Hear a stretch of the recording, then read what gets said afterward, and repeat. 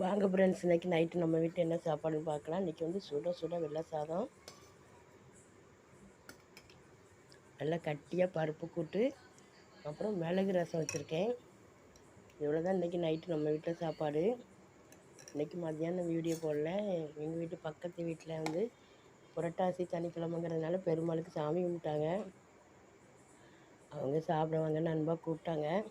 அவங்க ஊரில் இருந்த பெரிய குடும்பம் எல்லாத்தோடு சேர்ந்து சாப்பிடுவோம். இங்கே நாங்கள் தனியாக இருக்கோன்னு சொன்னாங்க. உடனே நானும் அவங்க அன்பாக கூப்பிட்டதுனால அவங்க வீட்டுக்கு போய் மத்தியானம் சாப்பிட போயிட்டோம். அவங்க வந்து நிறைய விதவிதமாக சமைச்சிருந்தாங்க.